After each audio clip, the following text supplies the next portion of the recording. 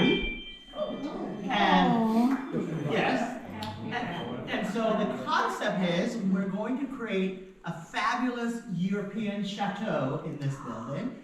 And if you're in Oklahoma or New York or somewhere else and you want something out of the box, you and 25 of your closest friends can come to Newcastle for 1 week. You can stay here. You can have your wedding in a beautiful sanctuary. You can have your reception, and you can tour the Newcastle community for 1 week. And we're gonna really go after folks from out of town, from other community. There are people that do this quite a bit in Europe. If you go online or on YouTube, there are channels after channels of people that buy these old French chateaux and convert them into wonderful palaces, and people come from all over the world for these places. And so I am very confident that if we do something like that here, folks will come from all over the world to Newcastle to experience something like this. And so we kind of wanted you guys to come and get a feel of what the place will look like. This is the grand salon. There's much more furniture that will come in this room, and the concept of this room is before dinner, you have a little cocktail party for 30 people, you have some nosh, and then they'll go into the formal dining room. The dining room will seat 20 to 30 people, and we'll have fabulous 9 or 10 courses meal in that dining room. The room beside it, I have a large collection of royal memorabilia. Michael and I have been to 57 countries, and every country that we go to that had a monarchy, we always collect memorabilia. So we have a large collection of memorabilia, and that's going to be the Windsor room, and that will house the memorabilia. This will be a library, and we have lots of books that will go in here. And then the other room will be the music room. We have a baby grand piano and other stuff that will be there. Behind the music room, which was the nursery, will be a large bedroom. And then across from that, which is the office right now, we're going to put 6 small unisex bathrooms in there. The Nortex or the lobby, we are going to rip up the carpet, and we have white Carrara marble that's going to go down in there. We're going to keep the slate. We're not going to do anything to the sanctuary. The only thing we're going to do in the sanctuary is we're going to remove probably 80% of the pews. We're going to put them in storage. We're going to keep them here. And we're going to just leave a couple in the front. And then we're going to offer the sanctuary to any nonprofit organization in the city that needs a place to have a fundraiser. They would be able to use the sanctuary. We have all the china, we have all the glassware, the chairs, the linen, you name it, and we'll offer it free of cost to folks in the community. And also when we have weddings here, folks can get married in the front, and then in the back will be the reception. Or if it's a nice sunny day like it was last week, they can actually get married in the front lawn and then come inside. On the second floor, we plan on putting about 12 bedrooms.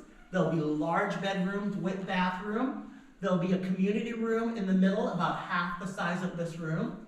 And that's all we're doing. There's 2 little offices. There's one on this side and one on that side. We'll have 2 small offices there, so if you're traveling and you need to print your boarding pass, you can go there and do that.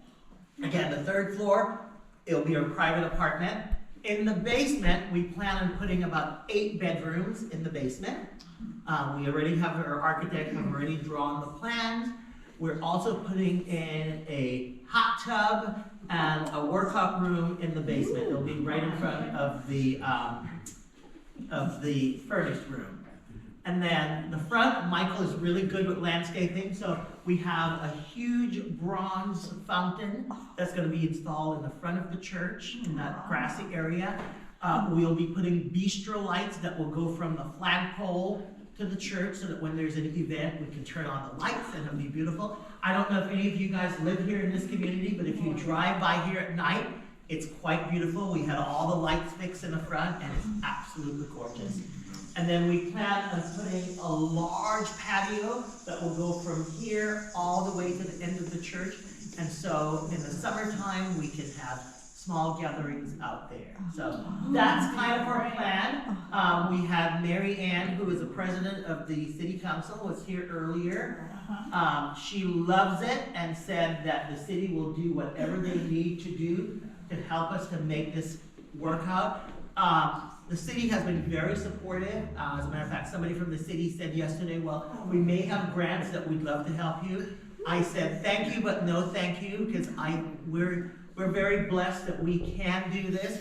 And I think if there's funding, we'd like to see to go to community projects versus somebody like us that really don't. We can always, I'll take money any day, but I'd like for it to go to other folks. But really, this is an opportunity for you guys to see what we have in mind. Again, we have quite a bit of experience. We live in a home in Southern California, which is very unusual. It's 140 years old.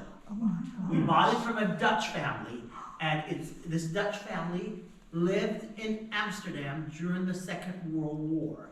And after the war, the Dutch government paid funds for them to come to America, and they bought this home, and they lived in that home for all those years. Wow. And the woman that lived there had 8 children, 4 boys and 4 girls. One bathroom. Oh no! But it gets better. We've told the story. It gets better. So we bought it from them, and they interviewed us before we bought the home.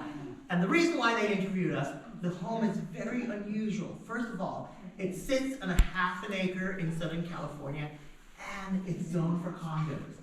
And so everybody thought that we would demolish it and put condos. And so the family interviewed us, and I said, we have no plans of putting condos. We intend to live there. So, sidetrack. Today, we have a great relationship with all 8 of those children. Oh, wow. And this is important. All 8 of them are still married to their original partner. And I said to the daughter, I said, what's your secret? And so she grabbed me by the arm, and she said, come on upstairs. And we went upstairs, and she goes, this bathroom.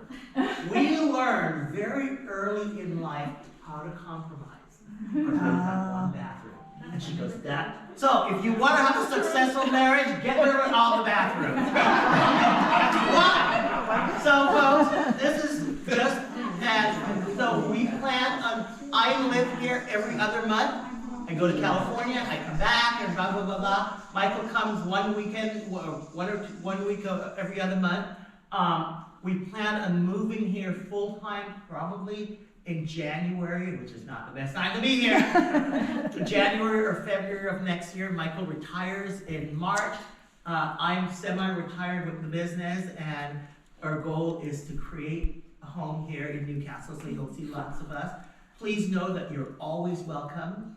Your church is always open. We're humble and honored and take the privilege with a great deal of respect and responsibility to be good stewards of this place. And, you know, and I want to publicly thank Vinny has been just one. Usually when you buy a place, the people that sell you the place go, I'm going to block you because I don't want you to call me. How do I turn? Trust me. Oh God, I wish Jane was here because Vinny, I owe him lunch because Vinny found the gas shut off for this property. I bet you don't know where the gas shut off is. See it? Well, it's in the coal room. Which would be a lot of So We call that Harriet Tubman. the only thing Vinny couldn't underground find was a breaker for the 3rd floor, and I went a week without electricity on the 3rd floor. Well, actually, we run a core. So, Vinny, thank you so much. And Tony is not here yet, but Vinny and Tony have been here pretty much every day helping me with the project. And Melinda, we had them all working on Saturday. They came here on Saturday, and I locked the door and I said, somebody go to church? Some churches, and the pastor said, it's time to pass the collection, lock the doors. So I locked the doors on Saturday, and I goes, you guys are not leaving until we're done with this You floor. want to know something, Pastor? I don't mean to interrupt, but I came in here early, you know, the organist, and Tom Scott says, we're trying to get people to come in here and lock them out. And I said, well, you don't know who's coming and going, and I'm in here by myself. Yeah. And I locked, the door was locked. And they couldn't, that's the story of my life. Yeah. Call me. This video knows how to get it. So folks, thank you all. If you have any questions, feel free to ask. I don't know the answer, but ask.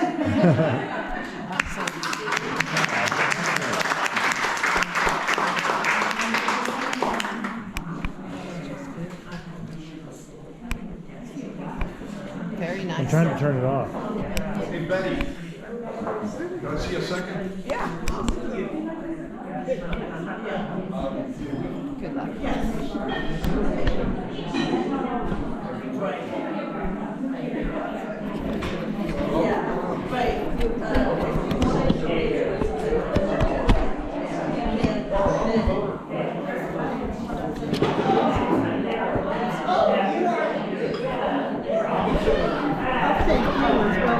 Oh, you're very welcome. Welcome to our community. I cannot believe the work that you already have done. Oh, thank you. So it must be going to be absolutely amazing when it's done. Living in Southern California while he's here doing all this stuff, I'm jealous for one. Oh, really? Oh, yeah. Okay. But I've never imagined that we would get so much done in such a short period of time because we've been able to do an awful lot. Oh, that's good. That's good. I'm glad to hear it. And it's just from the small bit. Well, from the small bit I've seen, it's just amazing. And I have to come back and see the gardens because I see those little daffodils on